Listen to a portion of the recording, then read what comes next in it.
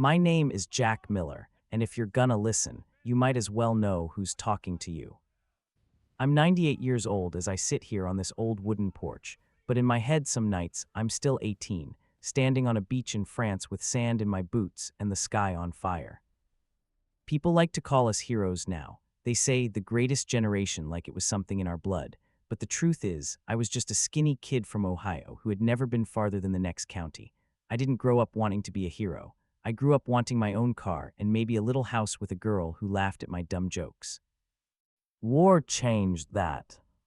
If you've got the time, I'll tell you how it happened. Not the way they show it in the movies, all clean uniforms and noble speeches. I'll tell you what it sounded like, what it smelled like, what it did to the people I loved. I like to think of my war in chapters. The first one starts on a cold December morning, 1941. I was carrying a bucket of coal down to our basement when I heard Mom scream my name from the living room. I thought maybe Dad had slipped, or the radio broke again. Instead, when I came up the stairs, my old man was standing there, frozen, one hand on the back of his chair, eyes locked on the Philco radio like it was speaking directly to him. Japanese forces have attacked Pearl Harbor, Hawaii, by air. The announcer's voice was shaky, trying to sound calm and failing. Dad didn't say a word, but his jaw clenched so tight I could see the muscle twitching. Mom put a hand over her mouth. We weren't a big news family. Half the time the radio was playing ball games or some variety show, but that morning we just stood there and listened. Ships burning, men trapped, surprise attack. I didn't know a damn thing about Pearl Harbor except that it was American and someone had just hit us first. That night I lay in bed and stared at the ceiling. My younger brother Henry was snoring across the room, not a care in the world. I remember thinking someone gotta do something, someone older, someone braver. I was 17, I still had acne. A few months later, on my 18th birthday, I walked into the recruiter's office with my best shirt on, and my heart beating so loud I could hear it in my ears. The sergeant behind the desk looked like he'd been carved out of old boot leather. "You old enough, kid?" he asked, eyeing me up and down. "Turned 18 today," I said, trying to sound like that meant something. He grunted, "Happy birthday, sign here." And that was it, one signature, and the rest of my life tilted on its axis. Basic training felt like stepping into another planet. They shaved my head so close I thought they'd taken half my skull with it. The first morning, a sergeant with a voice like a gravel truck came screaming down the barracks. "On your feet, ladies. The war started yesterday, and you're already late." We scrambled out of our bunks, half-dressed, bumping into each other, boots unlaced. I'd never been yelled at so much in my life. I'd also never laughed so much once we got over the terror. That's where I met the guys who would become my brothers. There was Tommy Russo from Brooklyn, 5'6", all attitude, curly black hair, and a mouth that never stopped moving. "I'm tellin' you, Miller," he'd say, "one taste of real New York pizza, and you'll never go back to whatever it is you call food out there in corn country." Then there was Big Joe Morrison from Texas, who could carry a machine gun like it was a sack of flour. He had this slow drawl and a gentle way of talking that made you forget he was built like a barn door. "You boys ever seen a sky like we have back home?" he'd ask at night, staring up at the stars. "You can see clear to heaven, I swear it." Doc was our medic, though his real name was Aaron Kaplan. He wanted to be a pharmacist before the war. Quiet, sharp-eyed, always checking and rechecking his bandages and supplies like they were holy objects. And Miguel Alvarez from New Mexico. He didn't talk much, but when he smiled, it was like the sun came out. Good shot, too, the kind of guy you just trusted without thinking about it. We were a bunch of kids from all over the map, suddenly jammed into one barracks with one job: learn how to fight. We marched until our legs burned. We shot at paper targets until our shoulders ached. We crawled through mud and under barbed wire while machine guns fired live rounds overhead, the bullets cracking like angry bees. I remember the first time I held an M1 Garand, the weight of it, the smell of the oil, the metal, the way it kicked against my shoulder. "Get used to that," the instructor said. "This rifle is your best friend now. Treat it better than you treat yourself." We laughed, but we listened. At night, lying in our bunks, we'd talk about girls we missed, jobs we'd left, what we'd do after. like the war was just a detour, a bad storm we'd all drive through and then get back to our regular lives. "What do you think it'll be like, really?" I asked one night, staring at the dark ceiling. "Like the movies," Tommy said. "We'll run up, shoot some Nazis, they'll throw their hands up, we'll all go home with medals. Piece of cake." Doc snorted. "You've never opened a medical journal in your life, have you?" Big Joe was quiet for a moment. "My uncle fought in the last one," he said finally, "said it wasn't like the movies at all." We went quiet after that. Somewhere out there, across the ocean, men were already dying in places we couldn't pronounce. But it was all still distant, a picture in a newspaper, a map with arrows, not real yet. Real came later. They told us about D-Day in pieces, like they were afraid if they said it all at once, we'd bolt. "You're gonna be part of something big," our lieutenant said, packing in front of us one wet afternoon in England. His name was Harris, a young guy, a few years older than us but with lines already etched into his face. "The biggest amphibious invasion in history. We hit them hard, we hit them fast, and we opened the door to get Germany on its knees." We were in a muddy field somewhere in southern England, gray sky hanging low, everything damp, our clothes, our boots, even our cigarettes. "Our job is simple," Harris continued. "Get off the boat, get across the beach, take the ground behind it. After that we push inland, but that first part," he paused, looked at each of us, "that first part's gonna be hell." Nobody cracked a joke, not even Tommy. The night before we left, they loaded us onto a big ship that smelled of fuel and sweat and fear. The English docks slipped away behind us, little clusters of yellow lights shrinking into the fog. We slept where we could on packs, against bulkheads, on bare metal, boots on, rifles within arm's reach. I remember the low rumble of engines, the clank and creak of steel, and above it all, this thick silence made of held breath. They'd given us these little canvas assault vests, extra ammunition, grenades, K-rations. I ran my hands over everything, checking and rechecking like somehow I could pack enough gear to stop a bullet. Somewhere around midnight, I found myself standing alone on the deck, hand on the cold rail. The sea was black, the sky darker, just the faint glow of other ships around us. There were so many. It felt like the entire ocean was made of steel and men. "You scared?" I turned. It was Harris, our lieutenant, hands in his pockets, helmet pushed back a bit. He looked tired. "Little bit, sir," I said, understatement of the year. He gave a small laugh. "Good, means you're not crazy." We stood there, watching the dark water. "You remember your first day of basic, Miller?" he asked. "Yes, sir."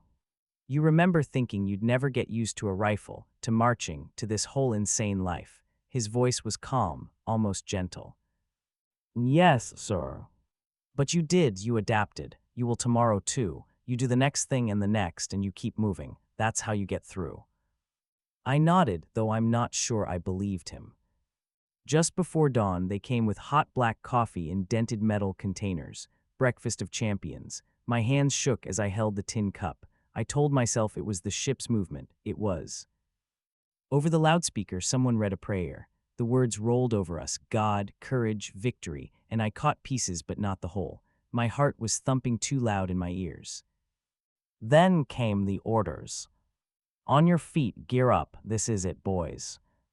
We filed down into the belly of the ship, packed tight into a space that felt way too small for that many human beings. The noise started building, engines, shouted commands, the whine of winches lowering the Higgins boats into the churning gray sea. Tommy caught my eye across the narrow space. "Hey, Miller," he said, forcing a grin. "First pizza after this is on me, all right." "You got it," I said, "but it better be as good as you've been saying." He laughed, but his eyes were too bright. The ramp above us clanged shut. For a moment, all I could hear was my own breathing. Then our boat began to drop, swinging out over the side of the big ship and down toward the water. Someone threw up. Someone else started whispering a Hail Mary over and over. I just clutched my rifle and tried not to think about anything at all. They tell you all the steps in training. When the ramp drops, you move. You don't stop. You keep below the line of fire. You get to cover. You link up with your squad. Simple, clean, like a checklist. The thing is, the enemy doesn't care about your checklist. As we got closer to the shore, the sound hit us first, a deep, constant thunder, artillery, machine guns, something exploded way too close, and a shower of water and metal rained down on the front of the boat. "Keep your heads down," someone shouted. I looked past the guys in front of me, over their helmets. Through the opening at the front of the Higgins boat, I could see chaos. Smoke hanging low over the water, flashes of light from the bluffs, other boats, some already burning. The ramp at the front of our boat dropped with a whine of metal. For half a second, nobody moved. Then all hell broke loose. Men surged forward and the front row just disappeared, swallowed by a burst of gunfire. The noise was a wall, slamming into you, machine guns clattering, mortars whistling, men yelling, someone screaming for a medic.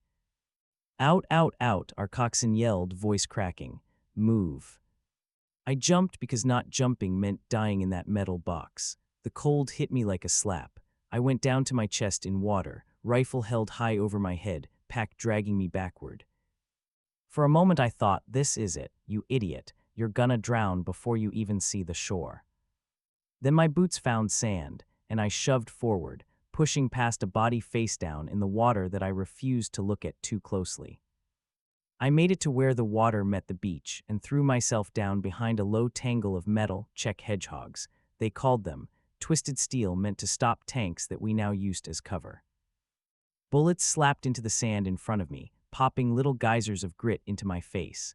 Someone to my right groaned and rolled over, clutching his leg, red soaking through his pant leg around his fingers. "Doc," I yelled out of instinct. "Doc." But Doc was nowhere near me. Right then, he might as well have been back in New Mexico. All we had was each other, scattered and pinned, trying not to die in the first 5 minutes. "Get moving," I heard Harris shouting, somewhere up the beach. "You can't stay here. Move, damn it." Move where? Every inch between me and the low wall at the top of the beach looked like a killing field. A man to my left tried to stand and was cut down before he'd taken 3 steps. He dropped like a sack of grain, rifle skittering away. I remember thinking, I can't do this. I can't lift my head. I can't even breathe. Then I heard it, not the guns, not the explosions. A voice, clear as a bell, even through all that noise. "Miller," it was Tommy. "On 3 we go, you hear me? 1, 2. I didn't hear 3, I just went. We ran like animals, bent double, boots slipping in the wet sand, packs pulling us back. Machine gun rounds snapped over my right shoulder, close enough that I could feel the air they moved. About halfway up, a mortar landed so near that the world turned white and the ground tried to leap up and hit me in the face. My ears turned off, just nothing, total silence, like someone had thrown a blanket over the whole universe. I hit the ground hard, my mouth filled with sand. Lights danced in front of my eyes. When the sound came rushing back, it came all at once. My ears rang like someone was blowing a whistle inside my skull. I rolled onto my side and saw a helmet lying upside down, spinning slowly, empty. "Get up, Jack." The voice was my own, in my head. It didn't sound brave. It sounded matter of fact. "You stay here, you die. You get up, maybe you live. Those are your choices." So I got up. At some point, I made it to that low stone wall at the top of the beach and tumbled over it, chest heaving. There were others there, faces I knew, faces I didn't. Alvarez, his helmet gone, hair matted with sweat. Big Joe, breathing like a steam engine, one hand pressed to his arm, blood leaking through his fingers. "You okay?" I shouted.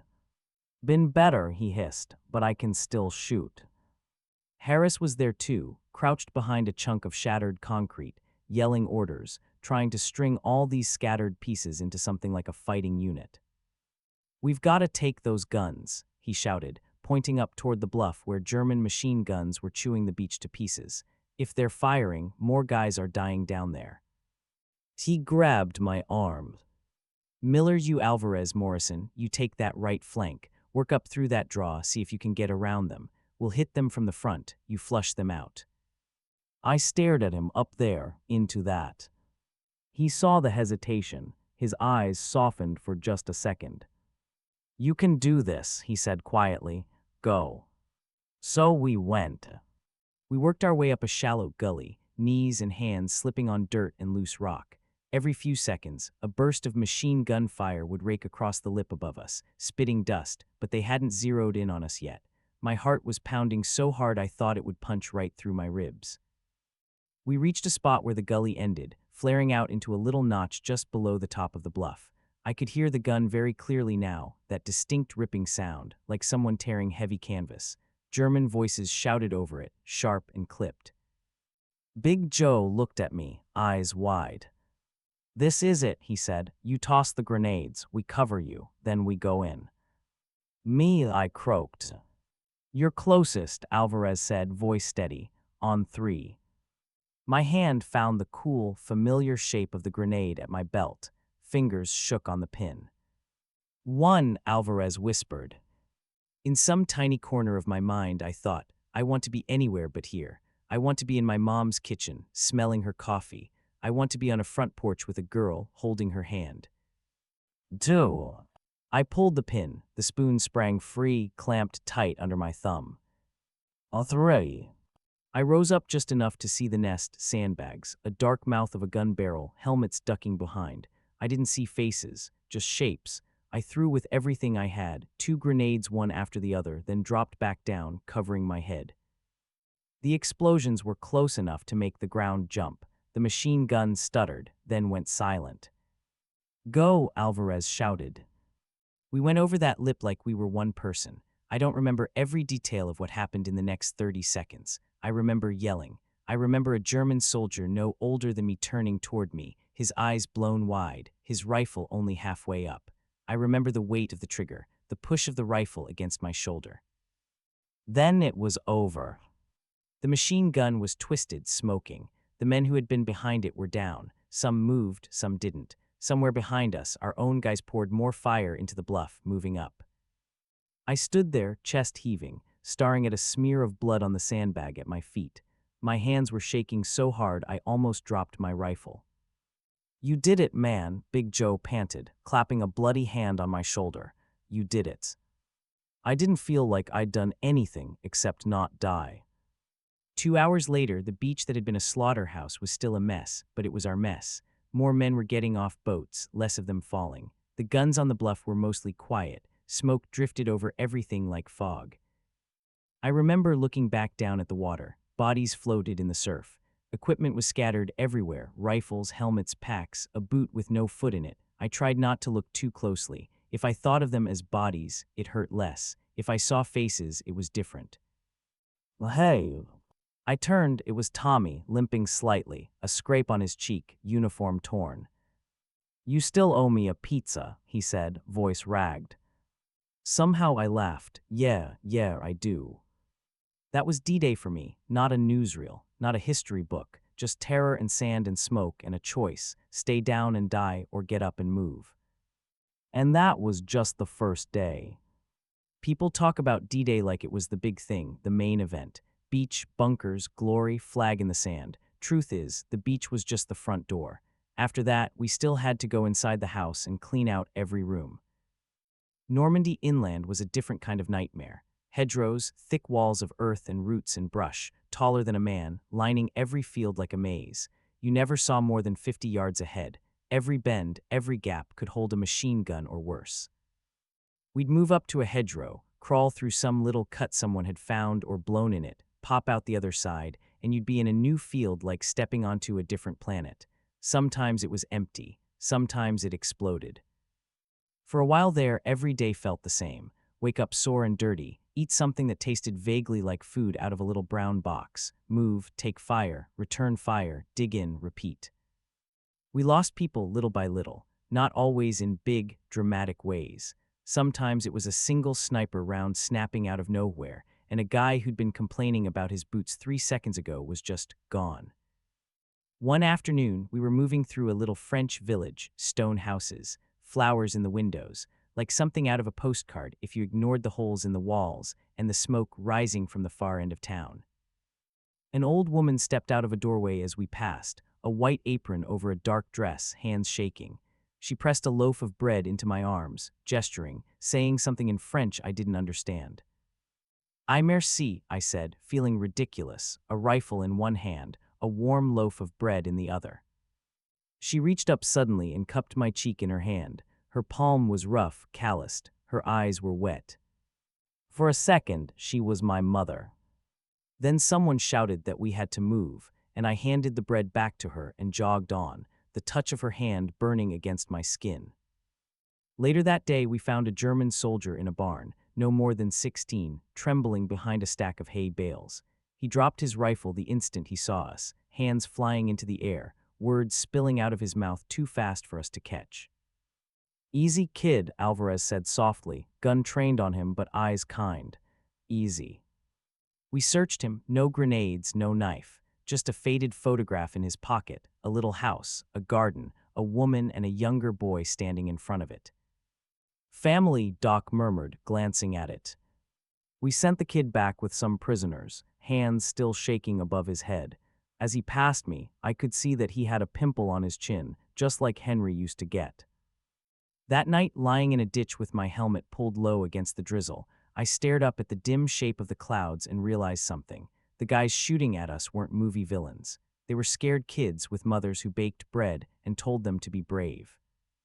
Didn't make me any less likely to pull the trigger if I had to, but it made it a lot harder to sleep. We kept moving, through fields and villages, over streams, under trees heavy with leaves that dripped on us while artillery thumped in the distance like some angry god. One evening, we got word that we'd be holding a little crossroads overnight before pushing on in the morning. We dug foxholes in the damp earth, set up a perimeter. For once, no artillery rained down on us, no sudden attack in the dark. Instead, a little French family crept out of their farmhouse with a bottle of wine and a battered old phonograph. The father cranked it up, set a record on, and suddenly there was music swirling through the twilight, scratchy, but beautiful. Tommy bowed to the farmer's daughter, who was maybe 17, dark-haired and pretty in a way that twisted something in your chest. "May I have this dance, mademoiselle?" he asked in his terrible accent. She laughed and took his hand, and they spun in the dirt while the record played, boots and bare feet kicking up dust. For a few minutes we weren't soldiers at all. We were just boys at a dance, grinning, clapping, pretending the war was some bad dream that would go away if we ignored it hard enough. Big Joe leaned against a fence post next to me, watching, a small smile on his face. "You ever think we'll get to do this at home again?" I asked. He didn't answer right away. "Yeah," he said finally. "Yeah, I do. Might be different, might be quieter, but we'll dance again." We didn't know then how many of the guys laughing and dancing that night wouldn't live to see another record spin. A few weeks later, on a ridge outside of some town whose name I never caught, we walked into an ambush. It started with a shell that landed too close, dirt and shrapnel flying everywhere. I dove into a shallow depression, ears ringing, eyes full of grit. When I looked up, the world was full of smoke and men shouting. We were pinned, machine gun somewhere to our front, hidden, nasty. Every time someone tried to move, the fire pinned them back down. "We're stuck here, we're gonna get chewed up," Harris muttered beside me, peering over the lip. "We need a flank." I don't know why I opened my mouth. Maybe I was tired of being scared. Maybe it was just that stupid 18-year-old idea of invincibility. "I can do it, sir," I said. "I can go around." He looked at me like he was seeing me for the first time. "You feel like being a hero today, Miller." His tone wasn't mocking, it was warning. "No, sir," I said honestly, "but I can crawl low, they're aiming higher." He stared for another second, weighing it. "All right," he said, "you and Alvarez, slow and quiet. You get close enough, you knock that gun out, or you come back and we think of something else. You don't play dead out there, you hear me? You get back." I nodded, throat dry. The crawl was the longest of my life, face in the dirt, elbows and knees pushing me forward inch by inch. Every time the machine gun opened up, I could feel the bullets lacing the air above us, chopping leaves off branches inches from our heads. About halfway there, my courage ran out, just vanished. My body kept moving, but my brain was screaming, "Stop, stay down, turn around, go back, this is insane." If I'd been alone, I think I might have frozen. But Alvarez was right beside me, breathing slow and steady, eyes fixed ahead. At one point, he glanced sideways, met my gaze, and nodded once. We made it within grenade range. I could see the flash of the gun through the underbrush now, see the shapes flitting behind it. You take left, I take right, Alvarez murmured. On three. Again with the counting, again with the grenades. We did it by the book, pulled through, waited. When we went in, there was a second of wild confusion, shouts in German, the stink of cordite. I don't remember details. I just remember coming out the other side with my heart pounding and the gun silent. Our own boys were free to move again. Harris got on the radio, called for more support, and the rest of the fight blurred into a haze of movement and flashes. Later, sitting on an ammo crate, hands still shaking, I felt a hand on my shoulder. "You did good, Jack," Harris said quietly. "You got a lot of men off that hill alive." I stared at my boots, hero. The word rattled around in my skull, not fitting anywhere. "I was just scared," I said. He snorted. "Courage is not scared," he said. "Courage is scared and moving anyway. Don't let anybody tell you different." We pushed on. Paris was liberated, flags unfurled, people cheering in the streets. We weren't the ones who went in first, but we passed through later, and it was surreal. Women kissed our cheeks, men shook our hands, kids ran alongside our trucks yelling, "Vive l'Amérique." For a day or two, we could pretend the war was almost over. But Germany wasn't done yet. By the time winter came, we were deep into Belgium, and I was tired down to the bone. Not the kind of tired a night's sleep could fix, the kind of tired that settled in your soul. The cold that winter was like something alive. It crept into your boots, your gloves, your sleeping bag. Your breath froze in your nostrils. We wrapped our feet in extra socks, newspaper, anything we could scrounge, but it didn't feel like enough. They told us we were in a quiet sector, a place to catch our breath. The Ardennes, dense woods, rolling ground, picturesque little villages. We built fires when we could, drank coffee so strong it could have stripped paint, wrote letters home with fingers that barely worked. "Dear Mom," I wrote, "I'm somewhere cold, but I'm okay, don't worry." I lied a lot in those letters. The Germans hit us just before dawn one morning, like a hammer through glass. We woke to artillery, not the occasional shell we'd gotten used to, but a steady drumbeat that shook the ground. Word filtered down the line. They'd launched a big offensive, punching right through what was supposed to be the safe part of the front. Everything turned to confusion. Maps came out, orders changed, men ran in every direction trying to make sense of it. We were told to hold a crossroads near a little town pressed up against the woods. "If they get this road, they roll right through," Harris said, jamming a finger into the map. "We hold, no matter what." No matter what. We dug in as best we could in the frozen ground. It was like trying to dig through concrete with a spoon. Our breath came out in white clouds hanging in front of us. Snow squeaked under our boots.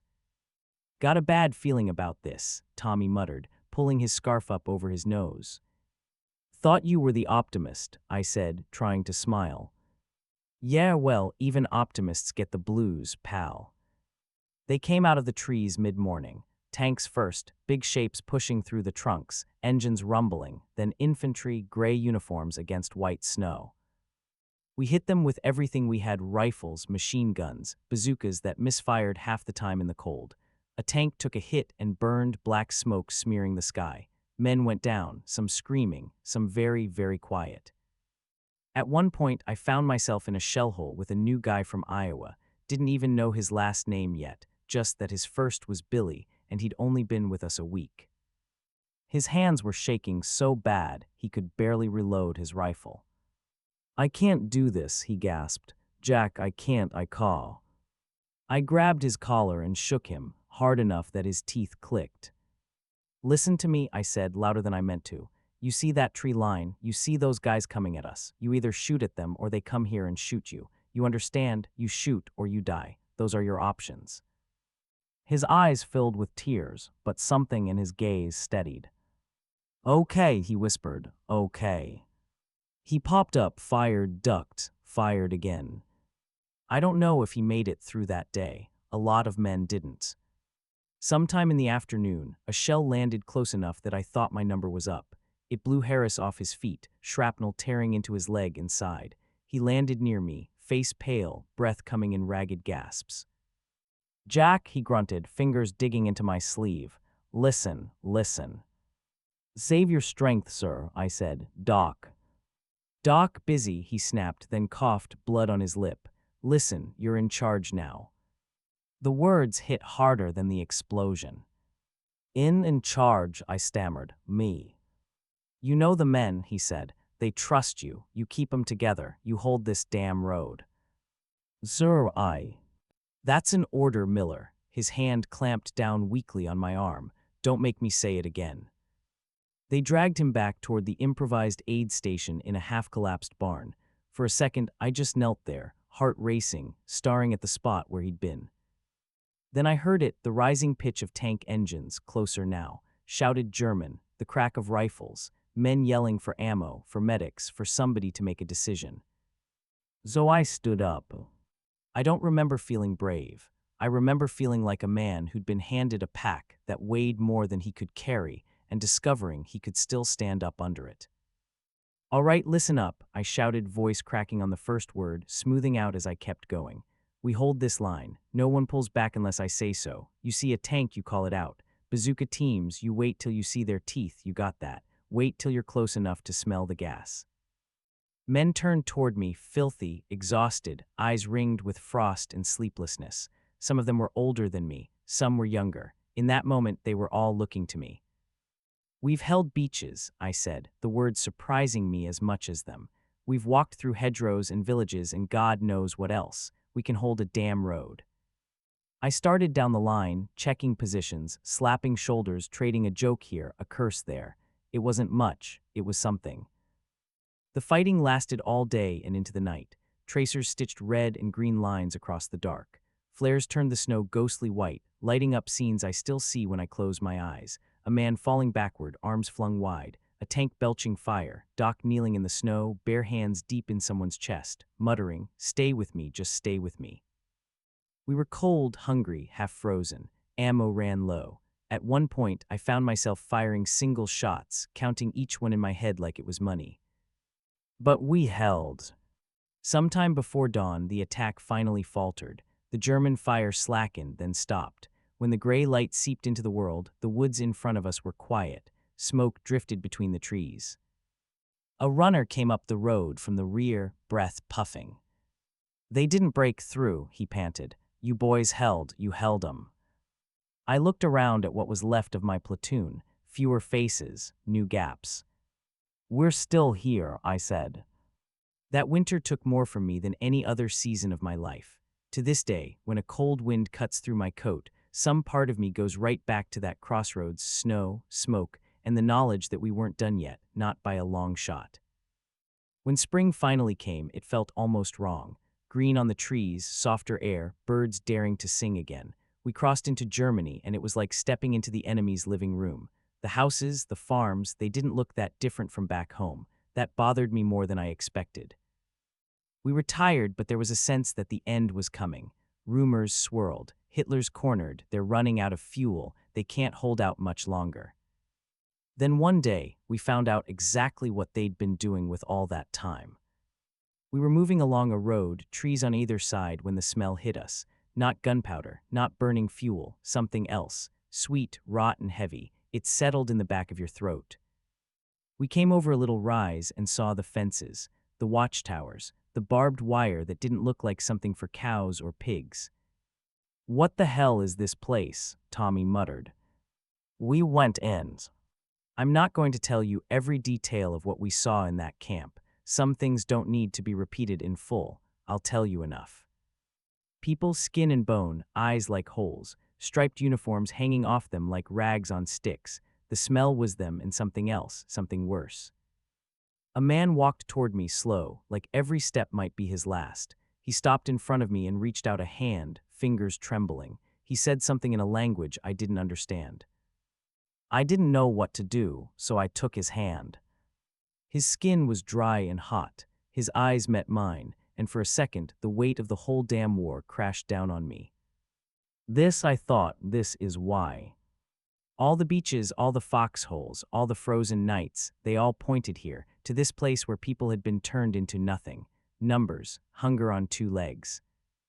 "We gotta get medics up here," I said, voice rough. "Food, blankets, something." Doc passed me, face whiter than I'd ever seen it. He swallowed. "I don't have enough bandages for this. I don't have enough of anything." We did what we could, shared rations with hands that shook, tried to smile at people who had forgotten how to smile back. That night, sitting on a broken crate outside the camp fence, I lit a cigarette and stared at the way the smoke curled up into the sky. Big Joe sat down next to me. "You okay?" he asked. I laughed once, a rough, broken sound. "No," I said, "you." He shook his head. "I thought I was fighting for my buddies," I said slowly, "for my family, for I don't know flag whatever, but this," I gestured toward the camp, "this is something else." He was quiet for a long time. "Back home," he said eventually, "my aunt, she used to say evil is just people forgetting that other people are people. Don't know if she was right, but looking at this place feels about right."